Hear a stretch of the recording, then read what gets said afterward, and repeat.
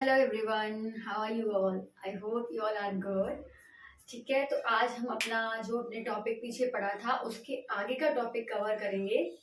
देखिए, आज हमें पढ़ना है फंक्शंस ऑफ वेयर हाउस। ठीक है, हमने बैंकिंग पढ़ लिया था लास्ट वीडियो में, ट्रांसपोर्टेशन पढ़ लिया था और वेयर हाउस का मीनिंग पढ़ लिया था। ठीक है, उसके टाइप्स कौन कौन से होते हैं वो पढ़ लिए थे।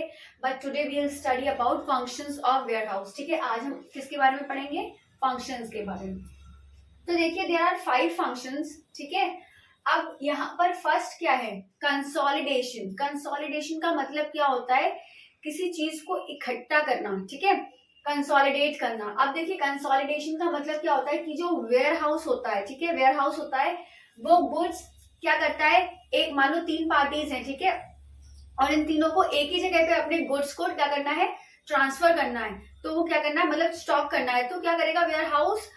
ए से ले लेगा, बी से भी ले लेगा, सी से भी गुड्स को ले लेगा और वो इकट्ठा करके जिस कंज्यूमर को पहुंचाना है, ए बी सी जितने भी कंज्यूमर्स को पहुंचाना है, तो वो वेयर हाउस काम करता है। ठीक है, मतलब सारी जगह से इकट्ठा करके एक साथ, फिर वो एक साथ उसको क्या कर सकता है? कंज्यूमर्स को ट्रांसफर कर सकता है गुड्स। ठीक है, next one is break the bulk.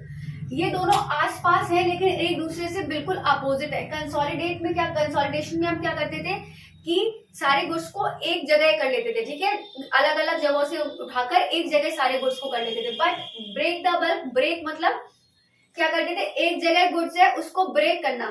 ठीक है, अलग अलग। जैसे यहाँ पर ए है, ए ने ए से क्या करा? वेयर हाउस ने गुड्स को लिया और उसको कंज्यूमर नंबर 1 को ट्रांसफर कर दिया, कंज्यूमर नंबर 2 को ट्रांसफर कर दिया, कंज्यूमर नंबर 3 को। मतलब एक जगह से गुड्स को उठाकर अलग अलग ट्रांसफर करना। ठीक है, तो दोनों का मतलब समझ में आ गया। Next one is stock piling. अब स्टॉक पाइलिंग क्या होता है? Storage of goods which are not required immediately.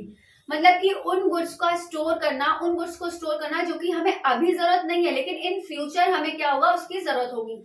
जैसे कि मैंने yesterday have given one example of winter clothes. ठीक है, तो विंटर क्लोथ्स का क्या होगा? वो एक साल पहले से ही बन जाएंगे लेकिन उसके बाद वो अगले साल यूज होंगे। ठीक है, तो अगले साल यूज करने के लिए मतलब कि क्या होता है? उसका स्टॉक पाइलिंग होती है कि एक साल पहले से ही वो वेयर हाउस में क्या करते जाते हैं? स्टोर कर दिए जाते हैं, स्टॉक रख दिया जाता है उसका, जिससे कि नेक्स्ट ईयर का क्या हो सके? वो यूज हो सके। ठीक है, next one is value added services. Value added services देखिए क्या होता है? Services provided like mixing, packaging, labelling. अब जो गुड्स आते हैं, हम लोग देखते हैं जैसे कि हम चिप्स खाते हैं या फिर कोई कुरकुरे का पैकेट या कुछ भी, चाय, जो भी हम पैकेट्स लेकर आते हैं बाहर से, इतनी अच्छी सी उस पर लेबलिंग होती है, पी के नमकीन। ठीक है, जो भी हम मतलब कि प्रोडक्ट्स लेते हैं उसके ऊपर एक पैकेट होता है, उस पर अच्छे से लेबलिंग होती है, सारी चीजें होती है। तो वो कौन करता है? वो काम भी क्या करता है? वेयर हाउस करता है। उसको ये वैल्यू एडेड सर्विसेज क्यों बोला गया है? ये सारी चीजें क्या, आप मान लो जैसे कि आप एक शॉप पर जाते हैं, ठीक है, वहां से आप खुले हुए मूंगफली के दाने लेते हैं। खुले हुए अगर आपने मूंगफली के दाने लिए तो उसका प्राइस क्या होगा? और एक पैकेट में बिल्कुल प्रॉपर लेबलिंग में, लेबल करे हुए एक अच्छे से प्रॉपर पैकेट में आपको जो गुड्स मिलते हैं, तो उसका प्राइस क्या होगा? डबल होगा। क्यों होगा? क्योंकि वो वैल्यू ऐड कर देते हैं। ठीक है, उसमें क्या कर देते हैं? उसकी वैल्यू ऐड कर देते हैं, इसीलिए इसको क्या बोला गया? Value added services. समझ में आ गया? Next one is price stabilisation. Price stabilisation क्या होता है? Helps in stability, helps in stability the price of adjusting supply of goods according to demand।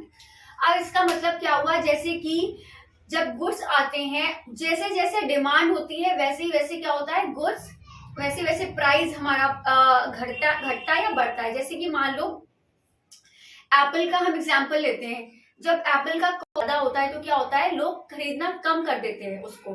क्यों? क्योंकि उसका प्राइस बढ़ गया। तो मतलब कि जब एप्पल का प्राइस बढ़ा, जब एप्पल का प्राइस बढ़ा तो क्या होगी? उसकी डिमांड कम हो गई। ठीक है, तो वो प्राइस स्टेबिलिटी रखने के लिए, जिससे कि डिमांड हमारी क्या हो? डिक्रीज ना हो, तो उसके लिए क्या करना करा जाता है? प्राइस स्टेबल किया जाता है। ठीक है, तो वो काम भी कौन करता है? वेयर हाउस करता है। ठीक है, जैसे कि यहाँ पर लिखा हुआ था helps in stability the price. ठीक है, प्राइस को स्टेबल करने में हेल्प करता है bye adjusting supply of goods. मतलब कि गुड्स को उसी के अकॉर्डिंग सप्लाई करना। किसके अकॉर्डिंग? डिमांड के अकॉर्डिंग। जैसी जैसी डिमांड है वैसे वैसे क्या होंगे? गुड्स को सप्लाई किया जाएगा। ठीक है, तो ये हमारा सारा हो गया वेयर हाउस के बारे में। हमने टाइप्स पढ़ लिए, वेयर हाउस का मीनिंग पढ़ लिया एंड ऑल दी फंक्शंस। ठीक है, now we are going on insurance. ठीक है, अब इंश्योरेंस क्या होता है मैंने आपको बता भी दिया थोड़ा बहुत, लेकिन देखिए होता क्या है? अ कॉन्ट्रैक्ट क्या होता है, एक कॉन्ट्रैक्ट होता है in which one party agrees to pay the agreed amount. मतलब कि क्या होता है, इंश्योरेंस क्या होता है कि दो पार्टीज होती हैं जिसमें कि एक पर्सन क्या होता है, एग्रीड होता है अमाउंट पे करने के लिए दूसरे पार्टी को, ठीक है, किस लिए, to other party to cover the loss, ठीक है, जो लॉस हुआ है उसको कवर करने के लिए, cause due to some uncertain event, ठीक है। अब इसका मतलब क्या हुआ, जैसे कि मैंने आपको बताया था कि शिप से क्या होता है, गुड्स हमारे इंपोर्ट एक्सपोर्ट होते हैं, ठीक है। तो मान लो अमेरिका से गुड्स आ रहे हैं, ठीक है, तो अब उसमें क्या हुआ, बीच में शिप डूब गया।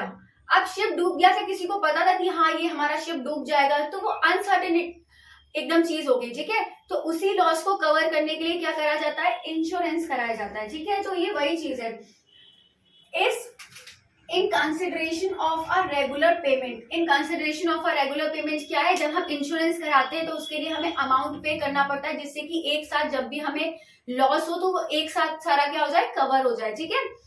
अब देखिए इसमें दो पार्टीज होती हैं, ठीक है, एक तो होता है इंश्योरर, ठीक है, एक होता है इंश्योर्ड। इंश्योरर कौन होता है, जो इंश्योरेंस कर रहा है, ओके, एंड इंश्योर्ड कौन होता है, जो इंश्योरेंस करा रहा है। जैसे कि मैंने अपना इंश्योरेंस कराया है एक कंपनी से, तो इंश्योरेंस कंपनी से, तो क्या हुआ, आई एम इंश्योर्ड, ठीक है, और वो सामने वाला कौन होगा, इंश्योरर हो गया। अब यहाँ देखिए प्रीमियम, प्रीमियम क्या होता है, प्रीमियम अमाउंट क्या होता है, जो अमाउंट हमें मिलता है हमारा लॉस कवर करने के लिए, उसको हम क्या बोलते हैं, प्रीमियम।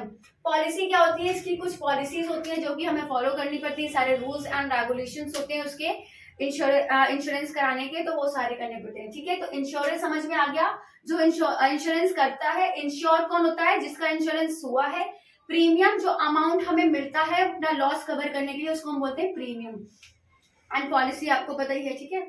अब नेक्स्ट वन इज देखिए principles of insurance, there are some principles of insurance.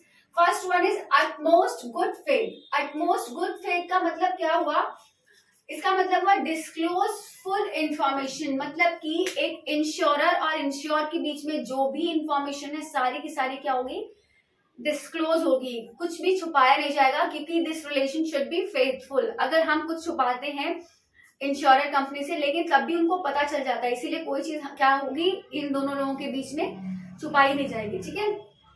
Next one is insurable interest. Insurable interest का मतलब क्या हुआ, जिस चीज में उसको लॉस हुआ है बस वही उसका लॉस, मतलब कि कंपनी जो है इंश्योरेंस कंपनी वो पे करेगी।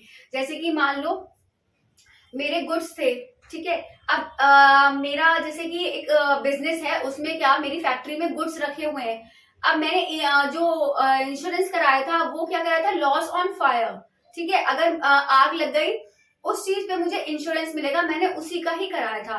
तो क्या हो गया, लॉस बाय थेफ्ट, मतलब कि चोरी हो गई, तो मुझे चोरी का जो इंश्योरेंस है उसका चोरी का अमाउंट थोड़ी मिलेगा, क्योंकि मैंने इंश्योरेंस किसका कराया है, लॉस ऑन फायर, ठीक है, आग लगने पर अगर जो लॉस होगा उसका मुझे पैसा कंपनी देगी, लेकिन जो मुझे चोरी हो गया है प्रोडक्ट्स मेरे, उसका क्या करेगी इंश्योरेंस कंपनी, कोई भी अमाउंट नहीं देगी। तो जिस चीज में मतलब इंश्योरेबल इंटरेस्ट का मतलब समझ में आया कि जिस चीज का भी लॉस होगा, सॉरी जिस चीज का भी इंश्योरेंस होगा उसी का कंपनी पे करेगी। Next one is indemnity. Indemnity means bring back to same position. Bring back to same position means जैसे कि मान लो आपको जो भी लॉस हुआ है, ओके, तो उतना ही अमाउंट आपको कंपनी देगी जितने का आपको लॉस हुआ है, मतलब कि आपको सेम पहले वाली पोजीशन में कंपनी लाकर खड़ा कर देगी, जिससे कि क्या कर सके, आपको कोई प्रॉब्लम ना हो। Next one is proximate cost. Proximate cost means compensation only for loss. Okay, अब इसका मतलब हुआ कि अगर जो भी लॉस हुआ है आपको सिर्फ उसी का ही कंपेंसेशन करेगी कंपनी। ये नहीं है कि आपको लॉस सिर्फ 2 लाख का हुआ है और आपने इंश्योरेंस कंपनी से बोल दिया कि मुझे 3 लाख का लॉस हुआ है, तो कंपनी आपको सिर्फ 2 ही लाख देगी, 3 लाख नहीं देगी, क्योंकि वो दे आर नॉट फूल, उनके पास सारा रिकॉर्ड होता है, सारी चीजें होती है। तो जितने का लॉस हुआ है कंपनी क्या करेगी, आपको उतना ही अमाउंट पे करेगी। Next one is subrogation. What is subrogation? No profit making from sale of damaged property. मतलब कि जैसे कि मान लो एक कार है, मैंने अपनी कार का इंश्योरेंस कराया, ठीक है, अब उसमें क्या हुआ, मतलब कि उसमें मान लो कुछ डैमेज हो गया, एक्सीडेंट हो गया, उसका एक्सीडेंट हो गया तो आगे का सारा पार्ट क्या हो गया, डैमेज हो गया। अब मैंने इंश्योरेंस कंपनी से को क्लेम किया, ठीक है। तो उन्होंने मुझे अपनी कार का जो भी इंश्योरेंस का अमाउंट था वो उन्होंने पे कर दिया, जिससे मेरा लॉस कवर हो जाए। अब मैं सोचूं कि जो कार का जितना भी जो उसका लोहा वगैरह ऊपर का होता है पोर्शन, ठीक है, वो बचा है तो मैं उसको सेल करके पैसे कमा लूं, तो ऐसा नहीं होगा। क्यों नहीं होगा? क्योंकि अगर इंश्योरेंस कंपनी ने हमें हमारा लॉस पूरा कवर कर दिया है, उसके बाद जो भी उस कार का पार्ट है, जो भी चीजें हैं, वो इंश्योरेंस कंपनी का हो जाएगा, वो हमें क्या होगा, हमें नहीं मिलेगा। तो वही चीज इसमें बोली गई है कि no profit making for sale of damaged property. ठीक है, डैमेज प्रॉपर्टी जो भी है उससे हम सेल करके कोई भी प्रॉफिट अर्न नहीं कर सकते। Next one is contribution. अब कंट्रीब्यूशन का मतलब क्या है? जैसे कि आपने सेम इंश्योरेंस 3 कंपनियों से करा रखा है, ओके, 3 इंश्योरेंस कंपनियों से करा रखा है, तो आप सोच रहे हैं मुझे 1 लाख का लॉस हुआ है तो मैं 1 लाख इस कंपनी से ले लूं, 1 लाख इस कंपनी से ले लूं और 1 लाख इधर से ले लूं, तो ऐसा नहीं होता है। ठीक है, सारा क्या होगा, तीनों कंपनी इकट्ठा करके कॉन्ट्रीब्यूट करके आपको वो अमाउंट देंगे जितना आपको लॉस हुआ है। Fine. Next one is mitigation. What is mitigation? Take reasonable steps to minimise loss. अब जैसे कि आपकी एक फैक्ट्री है, ठीक है, आप उसमें आग लग रही है, अब आप ऐसे खड़े होकर देख रहे हैं कि कोई बात नहीं, लगने दो, होगा, इंश्योरेंस कराया है मैंने, मुझे मिल जाएंगे पैसे। अगर ऐसा कुछ हुआ तो इंश्योरेंस कंपनी आपको नहीं देगी, because you have to take the steps. ठीक है, अगर आप कोई भी स्टेप नहीं लेंगे उसको स्टॉप करने के लिए, then insurance company will not pay any amount. Fine. तो ये सारे हमारे हो गए principles, okay, principle of insurance. This is all about warehouse and this is all about insurance and principle of insurance. तो हमने ये 2 चीजें पढ़ ली हैं। अब आगे नेक्स्ट वीडियो में अपनी इसके क्या पढ़ेंगे, इंश्योरेंस के टाइप्स पढ़ेंगे और लास्ट टॉपिक कम्युनिकेशन। ठीक है, कम्युनिकेशन सर्विसेज के बारे में पढ़ेंगे। वो हमारा लास्ट वीडियो होगा, उसके बाद हमारा जो बिजनेस सर्विसेज है वो चैप्टर पूरा कंप्लीट हो जाएगा। So this is all for today. I hope you all like my video. So kindly do like, share, comment and subscribe my channel. So till then, bye bye. Take care. Have a good day. Take a screenshot.